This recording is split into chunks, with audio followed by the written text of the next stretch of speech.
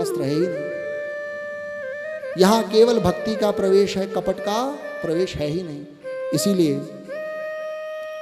भागवत में तो पग पग पर भक्ति की महिमा का निरूपण किया व्यास जी ने। सनत कुमार कहते हैं, नारद जी ने कहा कि ठीक है, अब आप ये बताओ कि कौन कौन लोग शुद्ध हुए इस भागवत सप्ताह को सुनकर के विशुद्धयंती वदन्तु मह्यम सप्ताह यज्ञेन कथामयीन। तो सनत कुमार जी कहते हैं, ये मानवाः पापकृतस्तु सर्वदा सदा दुराचार रता विमार्गाः क्रोधाग्निदग्धा कुटिलाश्च कामिना सप्ताह यज्ञेन कलौ पुनन्ति ते। जिसने आजीवन पाप किए, कभी कोई सत्कर्म नहीं किया, जो दुराचारी है, क्रोध की अग्नि से जो जलता रहता है, कुटिल है, कामी है, ऐसे पुरुषों की भी इस सप्ताह से सद्गति हो गई। और फिर सनत कुमारों ने गोकर्णोपाख्यान सुनाया। सनत कुमार कहते हैं, नारद जी, इस विषय में मैं आपको एक प्राचीन इतिहास सुनाता हूँ, एक उपाख्यान सुनाता हूँ। तुंगभद्रा तटे पूर्व मभूत उत्तम मभूत पत्तनम उत्तमम। एक उत्तम नगर तुंगभद्रा नदी कहाँ है? दक्षिण में, कर्नाटका में। तुंगभद्रा नदी के तट पर एक बड़ा उत्तम नगर था और वहाँ एक बड़े सुंदर अच्छे ब्राह्मण, वेदज्ञ ब्राह्मण रहते थे। आत्मदेवः पुरे तस्मिन् सर्व वेद विशारद, जो समस्त वेदों के पारंगत निष्णात विद्वान थे। उनकी पत्नी थी धुंधली।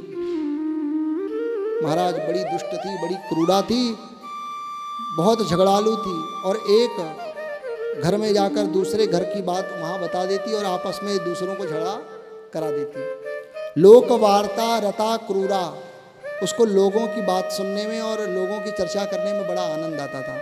बड़ी क्रूर थी। लोक वार्ता रता क्रूरा, प्रायसो बहुजल्पिका, बहुत बकवास करने वाली थी। परंतु इनका एक दुख था, इनका कोई पुत्र नहीं था, कोई पुत्री नहीं थी। न पुत्रो ना पिबा पुत्री ततश्चिंता तुरो भृशम, यही इनकी चिंता का कारण था कि इनका कोई बेटा नहीं, कोई बेटी नहीं था। एक दिन आत्मदेव ब्राह्मण दुखी होकर के वन में चले गए और वन में जाकर के रोने लगे। तभी वहां से एक यति, एक संत भगवान गए और संतों का तो हृदय मक्खन के समान होता है। संत हृदय नवनीत समाना, नवनीत यानी मक्खन, जैसे मक्खन चटपट पिघल जाए ऐसे ही पर दुख द्रव ही संत सुपुनीता। गोस्वामी जी कहते हैं, दूसरों के दुख को देख करके जिसका चित्त पिघल जाए और उसके दुख को दूर करने के लिए वो कुछ करे, ऐसा नहीं कि केवल रो रहा है, आंसू बहा रहा है ना, उसके दुख को दूर करने के लिए जो कुछ उपक्रम करे वो संत है। और संत ने जब देखा कि एक विप्र, एक ब्राह्मण रो रहा है, तो संत गए और उन संत भगवान ने कहा, कथम रोदिसि विप्रत्वम काते चिंता बलीयसी वद तुम सत्वरम मह्यम स्वस्य दुःखस्य कारणम। हे विप्र, क्यों रो रहे हो? अपना दुख का कारण मुझसे कहो। तो उसने कहा कि महाराज, मेरा कोई पुत्र नहीं, जो गाय पालता हूँ वो भी बांझ है, तुलसी का वृक्ष लगाता हूँ वो भी सींचता नहीं, वो भी सूख जाता है, यही मेरे दुख का कारण है। तो यति ने खूब अच्छा उपदेश दिया कि आत्मदेव ब्राह्मण के अंदर वैराग्य आ जाए और ये अपने आत्म कल्याण का सोचे। कहाँ ये बेटा बेटी के प्रपंच में लगे हैं? जिनका बेटा बेटी है वो कौन सा अपना कल्याण कर रहा है? वो भी तो रो रहे हैं। मुंच ज्ञानम प्रजारूपम बलिष्ठा कर्मणो गति। हे राजन, कर्म की गति बड़ी प्रबल है। कर्म से सुख, कर्म से दुख, कर्म से बेटा, कर्म से बेटी, ये सब जीव को प्राप्त होता है। तुम कहाँ ये बेटा बेटी का मोह में फंसे हो? इसको त्याग दो, इस इच्छा को छोड़ दो। मुंचा ज्ञानम प्रजारूपम, इस बेटा बेटी के अज्ञान को छोड़कर विवेकम तू समासाध्य, विवेक का आश्रय लेकर त्यज संसार वासनम, संसार की कामनाओं को त्यज यानी त्याग दो। क्योंकि राजन, क्योंकि हे विप्र, ये कामना ही व्यक्ति को नरक में डालती है, ध्यान रखो। यति ने खूब समझाया, महाराज शृणु विप्र मया तेभ्य प्रारब्धम तु विलोकितम। हे विप्र, हे ब्राह्मण, मैंने तुम्हारे प्रारब्ध को देख लिया। एक जन्म नहीं, दो जन्म नहीं, 7 जन्म के लिए तुम्हारे भाग्य में पुत्र का या पुत्री का सुख नहीं है। शृणु विप्रमया तेद्य प्रारब्धम तु विलोकितम 7 जन्मवधि तव पुत्रो नैव च 7 जन्मों तक भी तुमको पुत्र का सुख नहीं। अब तो आत्मदेव पहले से ही रो रहे थे बेचारे। अब जब यति ने ऐसा कहा 7 जन्म, तो महाराज टेंशन हो गई। अब तो इतना रोए कि संत भगवान के चरणों को पकड़ लिया और अपना माथा भगवान वहीं धरती पर पटकने लगे। यति कहते हैं रे मुंचद्य कुटुंबाशाम संन्यासे सर्वथा सुखम। ये कुटुंब की आशा, बेटा बेटी घर परिवार की आशा को छोड़ दो और संन्यासम सर्वथा सुखम, संन्यास सर्वथा सुखकारी है। इस यति ने सुना कि मुझे ब्रह्म हत्या ना लग जाए, आत्मदेव ब्राह्मण मेरे समक्ष अपने प्राणों का न त्याग कर दे, तो महाराज एक झोली से फल निकाला और फल निकाल करके कहा कि ठीक है, अपनी पत्नी धुंधली को दे देना, कुछ ये नियम का पालन करना और फिर इन नियम के पालन के द्वारा जो है तुमको सुंदर पुत्र की प्राप्ति हो जाएगी। इदं भक्ष पत्न्या त्वं ततः पुत्रो भविष्यति। तुम्हारा पुत्र हो जाएगा, तुम्हारी पत्नी ये फल खा लेगी। और कुछ नियम का पालन करना, सत्यम शौचम दया दानम, सत्य शौच पवित्रता दान, और एक भक्तम तु भोजनम, एक समय भोजन करना, पृथ्वी पर सोना। और ऐसा 1 वर्ष तक तुम्हारी पत्नी यदि करेगी तो सुंदर संतान की उत्पत्ति होगी। लेकिन महाराज इसकी पत्नी तो बड़ी दुष्ट थी, आत्मदेव ब्राह्मण की धुंधली। बेचारे आत्मदेव ब्राह्मण खुश होकर के संत भगवान को प्रणाम करके चले और धुंधली को ला करके फल दिया, वो सब कह दिया ऐसा ऐसा करना। इस धुंधली ने अनेक कुतर्क किए अपने मन में कि यदि मैं ऐसा करूँगी तो ऐसा करूँगी, तो नहीं ऐसा नहीं करूँगी। वो कहती है कि फल भक्षेण, यदि मैं फल को खाऊंगी तो फल भक्षेण गर्भस्यात् गर्भणे उदर वृद्धिता। इस फल को मैं यदि खाऊंगी और मुझको गर्भ ठहर गया तो मेरा जो उदर है, उदर मतलब पेट, बाहर आ जाएगा और मुझको स्वल्प मात्रा में भोजन करना पड़ेगा, थोड़ा सा भोजन करना पड़ेगा, मेरे अंदर फिर शक्ति नहीं रहेगी। और यदि शक्ति नहीं रहेगी तो गृह कार्यम कथम भवेत, घर का काम कौन करेगा। और यदि मेरे गांव में आग लग गई, चोरों ने डाका डाल दिया, मैं कैसे भागूंगी इस गर्भ को लेकर 3-4 किलो के। इस प्रकार के कुतर्क करने वाली धुंधली थी, नाम ही धुंधली है। इसलिए आज नाम यदि रखो तो सुंदर रखो, बेटा बेटी के टिट्टू पिट्टू चिट्टू, पता नहीं कैसे कैसे नाम है। और जिन पे ऐसे चिट्टू पिट्टू नाम होंगे वो चिट्टू पिट्टू ही होगा, हाँ, वो महापुरुष नहीं बन सकता। इसीलिए भगवान के ही नाम पर, आगे अजामिल की कथा सुनाएंगे तो वहाँ भगवान के नाम की कितनी महिमा है। इसलिए भगवान के नाम पर किसी अच्छा नाम रखना चाहिए। लालने पालने दुखम, अरे महाराज अगर मेरे को बेटा हो गया तो उसका पालन पोषण करने में बड़ा कष्ट होता है। लालने पालने दुखम प्रसूतायाश्च वर्तते, अगर मुझे प्रसव हुआ तो प्रसव की वेदना बड़ी भयंकर होती है, मैं तो सहन नहीं कर पाऊंगी, मैं तो सुकुमार हूँ, सुकोमल हूँ। इस प्रकार के तर्क किए और कहती है इससे अच्छा तो मैं समझती हूँ कि जो बंध्या नारी है, जो बांझ औरत है या जो विधवा है, वही बढ़िया है, उसको कम से कम बच्चा जन्मना नहीं पड़ता। बंध्या वा विधवा नारी सुखीनो चेति में मति, मेरी मति के अनुसार वही सुखी है। एवं कुतर्क योगेन तत्फलम नैव भक्षितम, ऐसा कुतर्क किया और फल नहीं खाया। जा करके अपने आंगन में जो बांझ गाय थी, जिसको बछड़ा होता नहीं था, उसको खिला दिया और गई अपनी बहन के पास। उसका बच्चा होने वाला था संयोग से, और जाकर के कहती है कि देख तेरे यहाँ तो पुत्रों की कमी नहीं, लाइन लगी हुई है, और मेरे यहाँ कोई पुत्र नहीं, तेरे यहाँ खाने की कमी, मेरे यहाँ खिलाने की कमी नहीं, तो मेरे से तू धन ले लेना और अदला बदली हो जाएगी, मैं धन दे दूंगी तो अपना ही बच्चा दे देना। तब तक उस दुष्ट ने, उस धुंधली ने क्या किया, तकिया बांध दिया गर्भ में, ताकि आत्मदेव ब्राह्मण को लगे कि ठीक है इसका गर्भ ठहर गया। और कालांतर समय आया, इसकी बहन का बच्चा हुआ, चुपके से बच्चे को ले आई, उसको धन दे दिया। और यहाँ आत्मदेव ब्राह्मण ने कहा कि मैं इसका नाम रखूंगा भगवान के नाम पर। इसने कहा नहीं, मेरा बेटा है, मेरे पेट का है, नाम मैं रखूंगी तो नाम मेरा नाम धुंधली है तो इसका नाम धुंधकारी है। और बाद में इसके काम भी ऐसे ही हुए। समय आने पर कुछ महीने बाद गाय का भी बच्चा हुआ, लेकिन वो बिल्कुल मनुष्य था, लेकिन कान गाय की तरह थे, सब जानते हैं। उसका नाम गोकर्ण रखा। कालांतर में दोनों भाई बड़े हुए, लेकिन एक विख्यात हुआ और एक कुख्यात हुआ। एक विख्यात और एक कुख्यात। धुंधकारी कुख्यात हुआ और गोकर्ण विख्यात हुए। गोकर्णो पंडितो ज्ञानी धुंधकारी महाखला।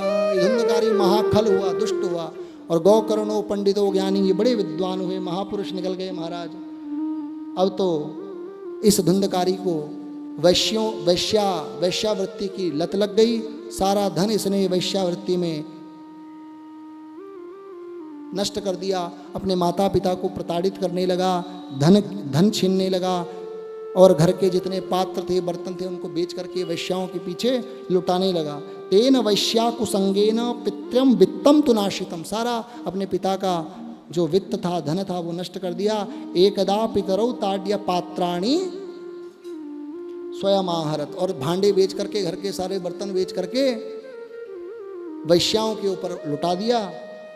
अब तो आत्मदेव विचार करने लगे, इससे अच्छा तो मैं पहले ही बढ़िया था कि जब मेरा ये कुपुत्र नहीं था, मैं पहले ही सुखी था। आज ये कुपुत्र हो गया, मैं आज दुखी हूँ।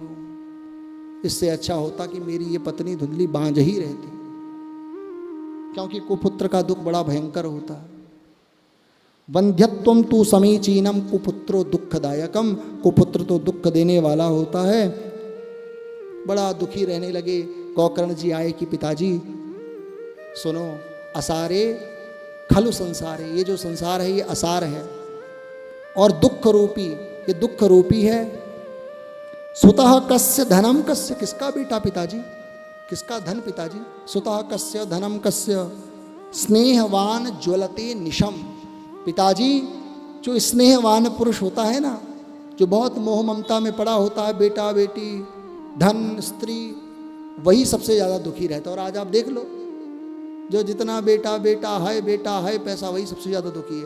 और जो हर कंडीशन में सुखी रहता है, उसको कोई दुख नहीं, कोई दुख नहीं। पिताजी, चिंता जो व्यक्ति स्नेहवान होता है ना, ज़्यादा मोह ममता में, हाँ मेरा बेटा मेरी बेटी मेरा घर परिवार, वो दीप के समान ज्वलते निशम, दिन रात जैसे दीपक जलता है वैसे वो चिंता से जलता है।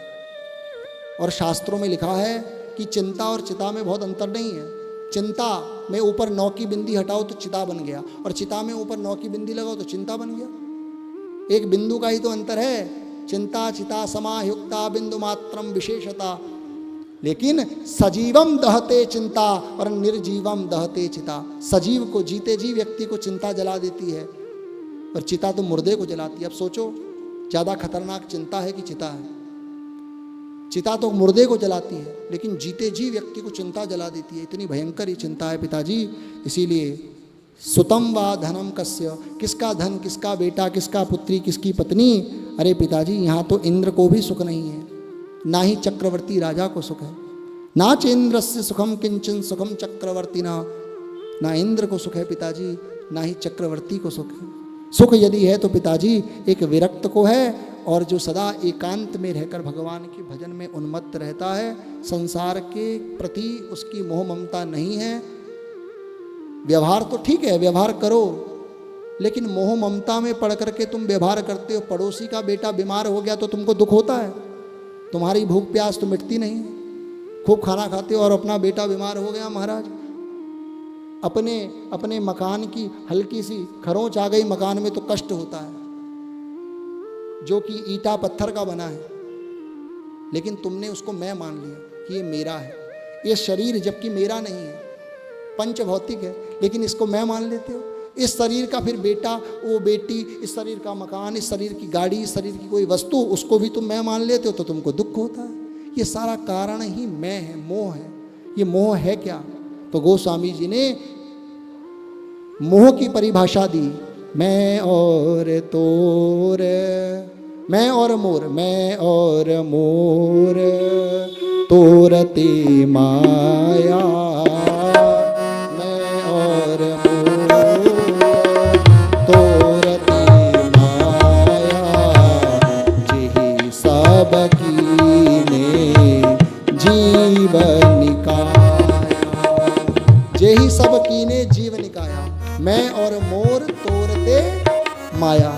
गोस्वामी जी भी कहते हैं ये मोह ममता क्या है, तो कहा ये मेरा अपना पराया तू और तेरा, शरीर अपना नहीं।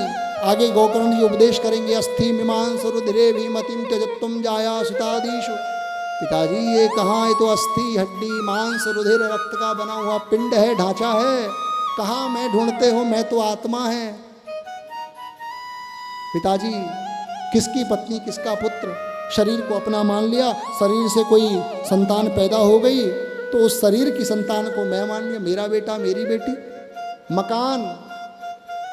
मकान तो ईटा पत्थर का, उसको मैं मान लिया। गाड़ी में हल्की खरोंच आ गई, हल्की सी पापड़ी मकान में निकल गई तो वहां तुमको दुख होता है, जबकि मकान को तो दुख नहीं हो रहा, क्योंकि तुमने वहां आसक्ति कर दी, मैंपन कर दिया। इसीलिए पिताजी ये मैं, ये मोह ही दुख देने वाला है। और संसार में इंद्र भी सुख नहीं है और चक्रवर्ती नरेश भी सुख नहीं है। सुखी है तो एक विरक्त, यहाँ विरक्त का मतलब सन्यासी नहीं कह रहा हूँ कि जिसकी पत्नी नहीं, जिसका बेटा नहीं, नहीं, बेटा भी है, पत्नी भी है, गृहस्थी है, लेकिन आसक्ति नहीं है उनके प्रति। उसके प्रति कर्तव्य करता है, बेटा के प्रति, बेटी के प्रति भी कर्तव्य करता है, व्यवहार तो करता है संसार के साथ। और संसार में व्यवहार नहीं रहोगे, अव्यवहारिक रहोगे तो चलेगा नहीं महाराज, व्यवहार भी करना पड़ेगा। इसीलिए पिताजी ना चेन्द्रस्य सुखम किंचिन सुखम ना चक्रवर्तिनो सुखमस्ति विरक्तस्य मुनेरेकांत जीविनः। मुनि को ही, एक संत को ही, एक भगवत भक्त को ही सुख है पिताजी। और आप प्रजा का अज्ञान त्याग दो, बेटा बेटी की जो इच्छा आपके हृदय में है ना, इसको अब त्याग दो। मुंचा ज्ञानम प्रजा रूपम मोहते नरके गतः। मोह तो जीव को नरक में डालने वाला, ये सब मैंने बता दिया। इसलिए पिताजी छोड़ दो। अब गौकर्ण जी ने बड़े सुंदर 2 श्लोक बोले, इसको गौकर्ण गीता भी कहते हैं। जिनके हृदय में ये बेटा बेटी घर परिवार की उलझन है, मोह ममता है, वो इन 2 श्लोक को सुनो, इनकी व्याख्या। महाराज इतने सुंदर श्लोक बोले गौकर्ण जी ने कि वैराग्य जीव को हो जाए। पिताजी अस्थि मीमांस रुधिरे भीमतिम त्यजत्वम जाया सुतादीशु ममताम विमुंच पश्यानिशं जगदितं क्षणभंगनिष्ठं वैराग्यरागरसिको भवभक्तिनिष्ठा। पिताजी ये शरीर अपना नहीं जिसे आप मैं मान रहे हैं, अस्थि मीमांस रुधिरे भीमतिम त्यजत्वम, हड्डी मांस रक्त का ये पिंड है, ढांचा है। ये पत्नी ये बेटा ये भी अपनी नहीं है, इनके प्रति ममता को त्याग दो।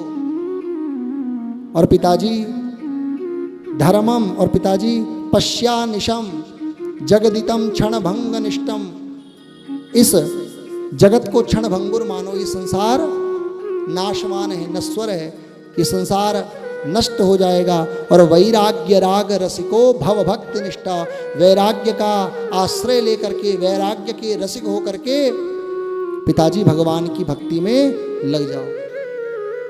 धर्मम भजस्व त्यज लोक धर्मान। पिताजी एकमात्र यदि कोई धर्म है तो वो भगवान का भजन है। त्यज लोक धर्मान, ये लौकिक धर्म को अब छोड़ दो। एक समय में लौकिक धर्म को छोड़ देना चाहिए, व्यवहारिक जगत के प्रपंच को, ये नाते रिश्तेदारी छोड़ दो।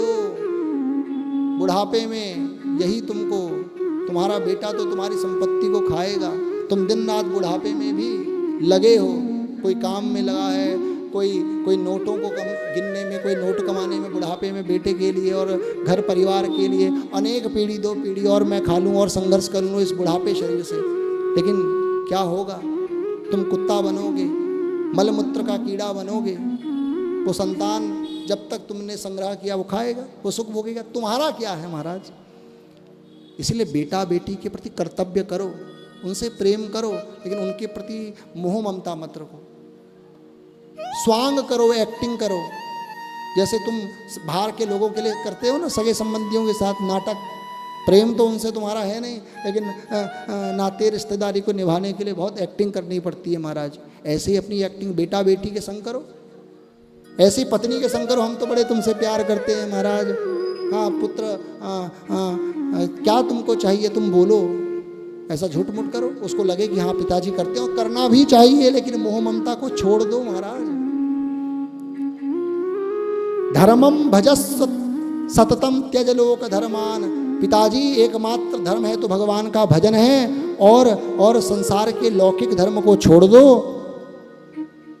और सेवस्य साधु पुरुषान जहि काम तृष्णाम, पिताजी काम और तृष्णा भोग इच्छा फल इच्छा को त्याग कर किसी साधु, किसी महापुरुष, किसी वैष्णव का संग करो, उसका संग से भगवान की भक्ति कथा तुमको सुनने को मिलेगी। और पिताजी अन्यस्य दोष गुण चिंतन, अन्य के दोष और गुणों का भी चिंतन मत करो। लोग तो समझते हैं कि दूसरों के दोषों का चिंतन करना पाप है, लेकिन देखो दूसरों के गुणों का भी, किसी की निंदा भी मत करो, किसी की वाहवाही भी मत करो। स्तुति करना भी पाप है, क्यों बेफिजूल की स्तुति कर रहे हो? ठाकुर जी की स्तुति करो ना, फिर हमारे ठाकुर ऐसे हैं, ठाकुर की लीलाएं ऐसी हैं, उन्होंने ऐसी लीलाएं करी, उनकी लीलाओं का बखान करो। और तुम्हें निंदा भी करनी है तो भगवान की निंदा मन में करो, भक्तों के सामने करोगे तो भक्त मारेंगे, भक्त नाराज। लेकिन शिशुपाल ने क्या किया? पानी पी पी करके गाली देता था रोज, और सायुज्य मोक्ष दे दी है। देहोत्थितम, उसके देह से एक दिव्य ज्योति निकली और वासुदेवम समाविशत, और वासुदेव के शरीर में जाकर समाहित हो गई। इसीलिए यदि तुमको भगवान में क्रोध करना है तो भगवान में करो, यदि तुमको किसी से प्रेम करना है, मोह ममता रखनी है तो भगवान में करो, और यहाँ तक कि कुछ भी करना है, द्वेष काम, वो सब भगवान के साथ जोड़ दो। संसार के प्रति ना द्वेष रखने से तुमको कुछ मिलेगा, और ना ही संसार की स्तुति करने से, वाहवाही करने से तुमको कुछ मिलेगा। इसीलिए पिताजी अन्यों के गुण और दोष में दोष का भी चिंतन छोड़ दो, और सेवस्य साधु पुरुषान जहि काम तृष्णाम, साधुओं का सेवन करो, सत्संगति करो, सत्संग करो, और ये सब छोड़ दो। सनकादि कहते हैं, इसको सुनकर, गौकर्ण जी की इन दो बातों को सुनकर के इनके पिता आत्मदेव के हृदय में वैराग्य जग गया, और 60 वर्ष की अवस्था उस समय हो चुकी थी। गत 60 वर्षाणी, 60 वर्ष की उम्र में इन्होंने घर बार त्याग दिया और जा कर के भगवान की सेवा करते, भगवान का पूजन करते, और भागवत के दशम स्कंद का नित्य पाठ करते, और इस प्रकार इन्होंने भगवत प्राप्ति कर ली। एवं सुतोक्ति विशतोपि गृहं विहाय यातो वनम स्थिरमतिर्गत 60 वर्ष, 60 वर्ष में अपनी मति को स्थिर करके वन को चले गए, और युक्तो हरेर अनुदिनम परिचर्ययासौ, भगवान की परिचर्या सेवा करते, और श्री कृष्णमाप नियतम दशमस्य पाठात्, नियम से भागवत के दशम स्कंद का पाठ करते, और उनकी सदगति हो गई। अगर आप लोग भी सुधर जाओ और ये करो तो आपकी भी हो जाएगी। और इधर बेटे की मोह ममता, उस दुष्ट धुंधकारी की मोह ममता में धुंधली पड़ी। अब देखो उसकी गति क्या हुई। बेटे ने मारना प्रारंभ किया, और जब मारा, धन लूट लिया, जब कुछ नहीं बचा तो सोचा कि बेटे के हाथ से मरने से तो अच्छा है कि कुएं में गिर करके आत्मदाह में कर लूं। रातों रात वो धुंधली कुएं में गिर गई, और कूप में गिर करके अपने प्राणों का त्याग कर दिया। कूपे पातः कृतो रात्रौ तेन सा निधनम गता, उसका निधन हो गया। ये होती है गति। पिताजी की तो सदगति हुई बेटे के उपदेश से, लेकिन मोह ममता में पड़ी हुई वो दुष्ट धुंधकारी की जो माँ थी वो भी ऐसी दुष्टा ही तो थी, क्योंकि सुधरी नहीं, उसकी भी कुतर्क थे। और आज उसके कुतर्कों के कारण क्या हुआ, मोह ममता में कुएं में जाकर के मर गई। और आत्महत्या तो आपको जहाँ पता ही है, वो भटकता है। जो आत्महत्यारा होता है ना, उसकी तो गति होती ही नहीं, वो भटकता रहता है। इधर गौकर्ण जी भी, पिताजी जब चले गए तो पीछे से गौकर्ण जी भी चले गए यात्रा पे। इधर धुंधकारी कुछ वैश्याओं को ले आया, और वैश्याओं 5 वैश्याओं को ले आया, उनका संग किया। अब वैश्याओं ने सोचा कि ये तो मेरा पेट, हमारा पेट पालने के लिए चोरी करता है। अब एक दिन यदि राजा को पता चल गया कि ये चोर है, यही प्रजा के धन को चुराता है, तो कहीं ऐसा ना हो कि हम लोगों को भी दंड मिले। इसलिए उन वैश्याओं ने रात में धुंधकारी को, उन 5 वैश्याओं ने हाथ पैर बांधे, उनकी चरपाई में हाथ पैर बांध दिए, और जलते हुए अंगराल शरीर पर, उसके मुख पर, आंखों पर डाले, और वो प्रेत योनि को प्राप्त हो गया। धुंधकारी के कर्म जैसे थे वही गति उसकी हुई। इधर गौकर्ण जी को भी समाचार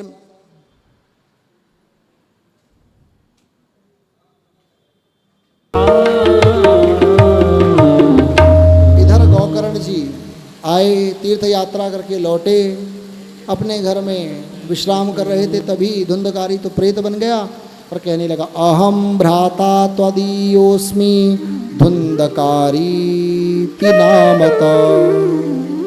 हे भाई, मैं आपका भ्राता धुंधकारी हूँ और स्वकीय नैव दोषेण ब्रह्मत्वम नाशितम मया, और अपने ही दोष के कारण मैंने अपने ब्रह्मणत्व का नाश कर दिया। कहाँ मैं ब्राह्मण के कुल में उत्पन्न हुआ और क्या मेरे कर्म थे भाई। वैश्या की संगति से मैंने अपने ब्रह्मणत्व का नाश किया और उन वैश्याओं ने मेरी ये दुर्दशा की कि मैं आज प्रेत योनि को प्राप्त हो गया। अतः प्रेतमापन्नो दुर्दशाम च अहम्यम, और अब मेरी ये दुर्दशा हो रही है कि मैं प्रेत बन गया। इसीलिए अहो बंधो कृपा सिंधु, हे मेरे भाई गौकर्ण, तुम तो कृपा के सागर हो क्योंकि तुम संत हो। इसीलिए भ्रातर मास मोचया, तुम शीघ्र मेरे इस कष्ट का निवारण करो, मैं इस कष्ट से निवृत्त हो जाऊं, इस प्रेत योनि से मुक्त हो जाऊं, क्योंकि इस प्रेत योनि में मुझको बड़ा भटकना पड़ रहा है, भारी कष्ट हो रहा है प्रेत बन करके। इसलिए भाई जल्दी से मेरी मुक्ति का साधन करो। गौकर्ण जी ने कहा कि त्वदर्थम तू गया पिंडो, त्वदर्थम तू गया पिंडो मया दत्तो विधान बत, तत्कथम नैव मुक्तोसी ममाश्चर्यमिदं महत्। भाई मैंने तो गया में जाकर के तुम्हारा श्राद्ध किया, पिंडदान किया, मुझे तो बड़ा आश्चर्य है कि तुम्हारी सद्गति नहीं हुई। धुंधकारी ने कहा कि भाई मेरे कर्म ही ऐसे थे कि 100 बार भी तुम जाकर के गया में मेरा श्राद्ध करो तो भी मेरी सद्गति होने वाली नहीं है, इतना बड़ा पापी मैं हूँ। गया श्राद्ध सते नापी मुक्तिर में न भविष्यति, 100 बार यदि गया में भी तुम मेरा श्राद्ध करोगे तो भी मेरी मुक्ति नहीं होने वाली है। अब तो गौकर्ण जी को बड़ा विस्मय हुआ। सूर्य नारायण के उपासक थे, सूर्य नारायण का ध्यान किया, भगवान सूर्य नारायण ने उनके हृदय में संकल्प किया और गौकर्ण जी से कहा कि गौकर्ण तुम सप्ताह इस धुंधकारी के निमित्त भागवत का सप्ताह का पारायण करो तो इसकी सद्गति हो जाएगी। श्रीमद् भागवतान मुक्ति सप्ताह वाचनम कुरु, सप्ताह वाचन से इसकी मुक्ति हो जाएगी। ऐसा कह करके उन्होंने साप्ताहिक भागवत प्रारंभ की। ये प्रेत था और प्रेत तो कहीं भी बैठ सकते हैं, हवा के रूप में होते हैं। एक बांस था 7 गांठ का, उसके अंदर वो घुस गया और प्रत्येक दिन एक एक गांठ कटती चली गई, उसकी एक एक ग्रंथि का भेदन होता गया और ऐसे करते करते 7 दिन में 7 गांठ का वो बांस कट गया। एवं 7 दिनश्चैव 7 ग्रंथि विभेदनम, और धुंधकारी की सद्गति हो गई। और धुंधकारी नाचते हुए कहने लगा, धन्या भागवती वार्ता प्रेत पीड़ा विनाशनी। भैया धन्य है ये भागवत की कथा की, ये तो प्रेतों का भी उद्धार करने वाली है। ऐसा कह करके धुंधकारी को लेकर भगवान के विष्णु पार्षद आए और फिर गौकर्ण जी ने देखा कि मैंने तो कथा सबको सुनाई, लेकिन कथा के फल में भेद क्यों? क्योंकि धुंधकारी ने एकाग्रता के साथ भगवान की उस कथा को सुना, इसीलिए एक ही विमान उनको लेने के लिए आया। बाकी श्रोताओं ने केवल गर्दन को इधर उधर हिलाते हुए जैसे तैसे बस गौकर्ण जी की ओर मुख करके उस कथा को सुना, लेकिन एकाग्रता के साथ नहीं सुना। जब देखा अच्छा विष्णु पार्षद आए तो पुनः भागवत का आयोजन किया और अब की बार सबने एकाग्र होकर के कथा सुनी और सबको विष्णु पार्षद लेने के लिए आए। इस प्रकार ये भागवत की महिमा है। आगे लिखा है कि भागवत में कितना धन लगता है, तो कहा एक कन्या के विवाह में जितना पैसा लगता है, जिस प्रकार एक पिता विवाह से पूर्व पहले ही उसके धन का संचय कर लेता है, ऐसे ही भागवत के लिए भी संचय कर लो आराम से। कोई ज़रूरी नहीं कि भागवत करानी ही है, आजकल तो बहुत खेल हो रहा है। भागवत उन्होंने भी कराई, हम भी भागवत कराएंगे, ऐसा नहीं है। पहले निष्ठा लाओ, श्रद्धा लाओ, उसके बाद धन भी होना चाहिए। धन नहीं होगा तो भागवत कैसे होगी? विवाहे यादृशम वित्तम तादृशम परिकल्पयेत। जितना एक कन्या के विवाह में धन लगता है उतना ही धन भागवत में लगता है। बहुत बड़ा अनुष्ठान है। और भागवत के वक्ता के